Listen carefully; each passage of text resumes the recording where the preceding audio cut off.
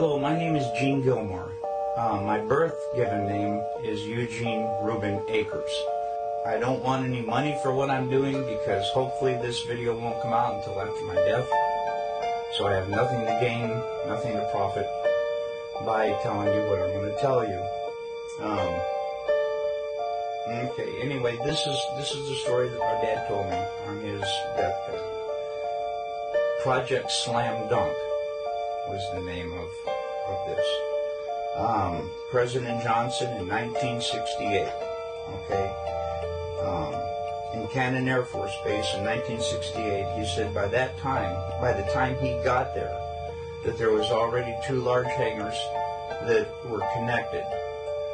There was hundreds of dump trucks that came in and dumped sand and stone, and cement powder was powdered over the top of all that to make it look like a lunar landscape.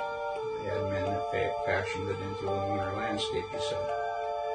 So anyway, he said that in front of the airplane hangars was pole framing with large canvas tents that was concealing the inside of the staging area.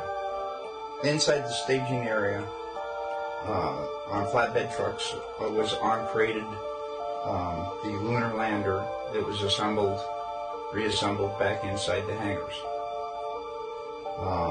All of the walls were painted flat black, and the ceilings as well. He was sworn to secrecy by the NSA, and they would put him in prison for breaking that oath.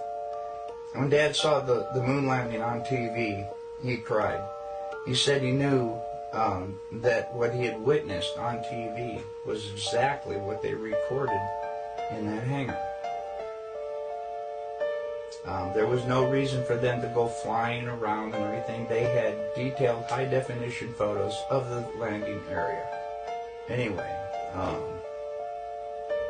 Dad was one of 3 guards that guarded the inside of the front entrance. There was a list of 15 people who could enter. No one else was allowed by order of President Johnson. And here is that list.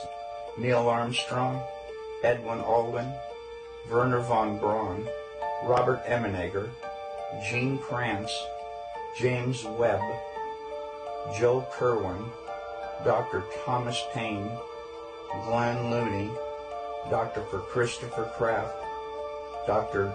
James Van Allen, General Trudeau,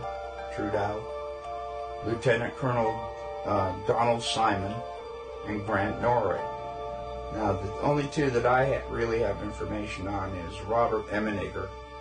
Apparently, he did a lot of video work and stuff for the Department of Defense. So the DoD did know him. Okay, and the other one was Grant Norrie. Norray, I believe, was, to the best of my dad's knowledge, was like some FBI, CIA, NSA, who knows, something like that. Okay, President Johnson only showed up for the first day of filming.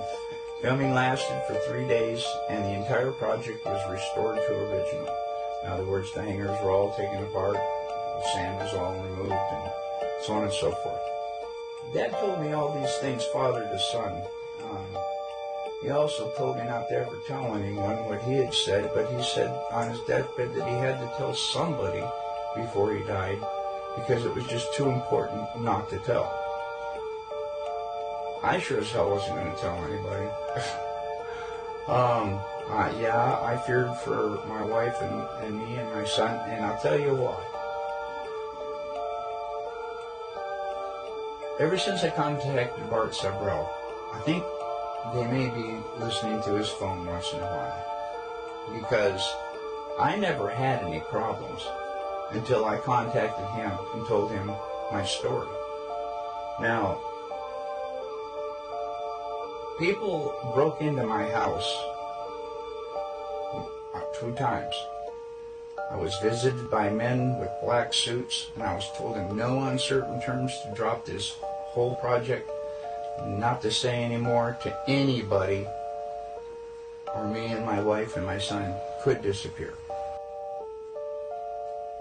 My dad, he raised me by the book. I know he didn't lie to me. And as I started seeing more and more of what he was telling me was true, I realized my dad wasn't lying. I lifted the lid off my dad's case, and you can see that his name is Cyrus Eugene Akers. He was born on July 17th, 1933. He died on September 28, 2002. Here's his badge, and I wanted to see if I could get as close as possible so that you can read the numbers on the bottom, which are, okay, there it is.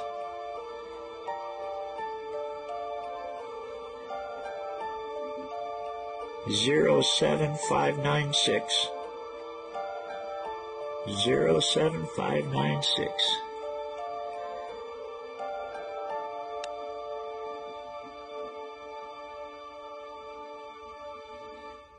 That's my dad.